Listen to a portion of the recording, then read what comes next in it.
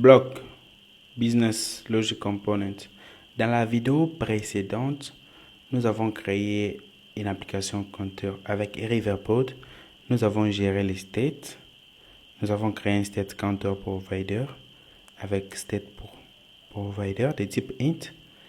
Maintenant, nous allons utiliser block pour gérer les states à la place des Riverpod. D'accord? Donc, je vais aller dans Installing, je vais copier les liens, je vais ouvrir les terminals et je vais insérer la commande pour installer Flutter Block. C'est les packages que nous allons utiliser. Je vais directement me rendre dans pipspec YAML. Je peux voir que Flutter Block est installé. Donc, je vais commenter Flutter Riverpod. D'accord? Alors, maintenant que j'ai installé Flutter Block, je dois donc configurer le package afin que ma gestion de state passe de Riverpod à Block. D'accord? Je vais supprimer les fichiers créés précédemment pour Riverpod. Je vais maintenant créer un nouveau fichier qui va me permettre de gérer les states des blocs. Donc, je vais nommer ces fichiers counter underscore qubit. Qubit, c'est juste une version simplifiée des blocs. Ça nous permet de gérer un state unique. Ça veut dire comme une valeur int dans notre exemple. Comme notre state, c'est une valeur entière, donc nous allons créer une classe appelée counterQubit qui va extendre de la classe qubit de type int, parce que notre valeur sera int, tout simplement. Alors, dans la classe ici, nous allons appeler le paramètre counter avec le super 0. Ce sera donc la valeur initiale. La valeur initiale, ça sera 0. Donc, notre state a comme une valeur initiale 0. Maintenant, je vais ajouter la méthode increment, n'est-ce pas, qui va faire passer notre state de 0 à 1 ainsi de suite. Il va incrémenter chaque fois que l'utilisateur va cliquer sur les boutons. Donc, il suffit seulement. Ici, je pouvais aussi faire return, utiliser return comme ça. C'est la même chose. Donc, ça prend juste un paramètre, une fonction. D'accord? Une fonction anonyme. Mais je vais garder la manière de faire la plus simple sans faire les returns comme ça. Donc, je vais seulement faire retourne directement comme ça. D'accord? Donc, nous devons seulement appeler la méthode ici increment dans notre application. Donc, je vais aller dans main.dart. Je vais commencer par le début là-bas. Je n'ai plus besoin de counter provider des Riverpod. Ce que j'ai besoin maintenant, c'est de pouvoir configurer bloc. Alors ici, je vais supprimer tout ce que j'avais ajouté là-bas. Voilà pour Riverpod. Je vais remettre run app qui appelle directement my app. Ok. Maintenant, ce que je dois faire, c'est aller dans la classe my app.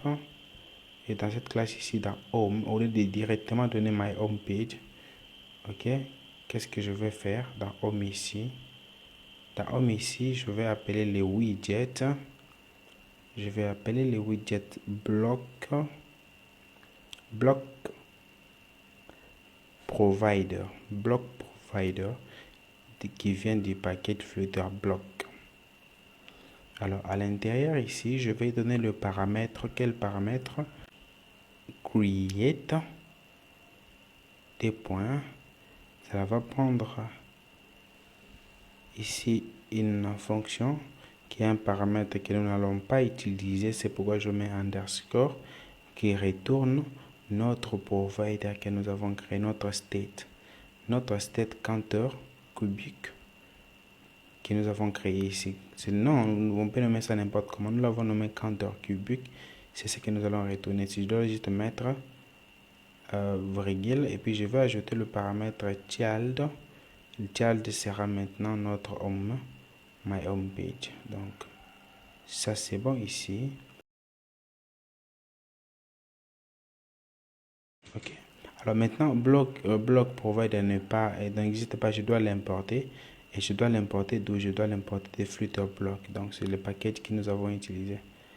Donc là c'est bon. J'ai maintenant block provider. On me dit qu'il y a une erreur. C'est parce que dans compteur cubique je n'ai pas mis entre parenthèses. Ok. Donc lorsque vous appelez les states, vous mettez entre parenthèses. Ok, maintenant dans my home page state ici, avant on utilisait consumer widget des Riverpod. Au lieu de ça, je vais directement utiliser, je peux même utiliser un stateless widget vu que le state sera géré par block provider. Donc ici je peux utiliser n'importe quoi. Je vais supprimer la référence. Je vais supprimer les compteurs que nous avons créés précédemment. Ok, je vais vous montrer maintenant comment récupérer les valeurs. Donc dans body ici, au lieu de donner directement center, je vais appeler block builder. Block builder, c'est un widget qui va juste me permettre d'avoir accès à notre state que nous avons défini là-bas qui s'appelle counter cubic. Ok, donc je vais directement dire que je vais utiliser un block provider de type counter cubic. Counter cubic c'est notre state. Nous allons dire que c'est state est de type int, tout simplement. Alors dans body ici à l'intérieur des block builder, je vais appeler les builders et builder va prendre les contextes et les states. Les states ce sera donc notre state dont la valeur initiale est égale à 0. D'accord? Donc je vais revenir ici. Alors dans builder, ce que je dois faire c'est un return et je dois retourner quoi? Les widgets que je vais afficher. Alors les widgets que je vais afficher c'est les centers ici.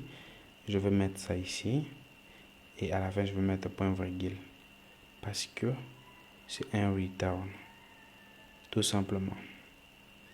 Alors ici compteur, je n'ai plus accès au compteur, je vais seulement dire state. Donc directement on me dit que state est de type int parce que c'est les states que nous avons définis dans compteur cubique. C'est directement de type int, donc c'est pourquoi je peux l'afficher directement ici.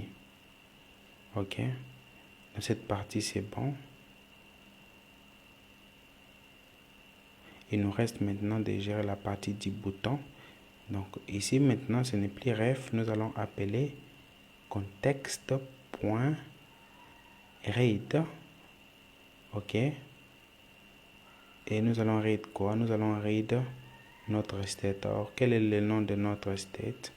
Notre state s'appelle counter cubic. Counter cubic. Alors je vais donner à la fin là-bas, je vais faire entre parenthèses point increment. Vous voyez ici, j'ai directement accès à la méthode increment que nous avons définie dans notre counter cubic directement ici. Et la méthode ici va incrémenter notre state dont la valeur initiale est égale à 0. Tout simplement.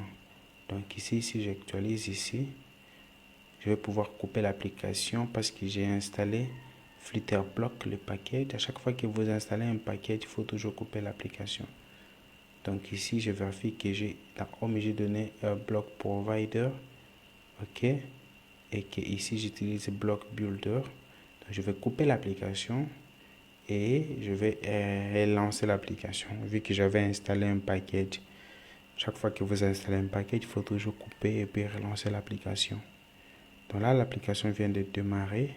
Et quand je peux maintenant tester ici, lorsque je clique sur plus, qu'est-ce qui se passe?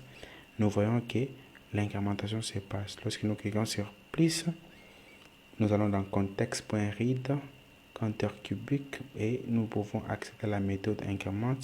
Et la méthode increment change la valeur de notre state et directement la page est notifiée et la nouvelle valeur est affichée. Vous voyez ici la page sera actualisée vu que nous avons utilisé les blocs builder et la valeur sera affichée automatiquement. Il y a un peu beaucoup de concepts abstraits, c'est ça donc la différence entre, comme nous avons vu, set state, provider et reverper des blocs. Et dites-moi dans les commentaires qu'est-ce que vous trouvez plus facile ou plus difficile. Merci, je vous retrouve dans la nouvelle vidéo.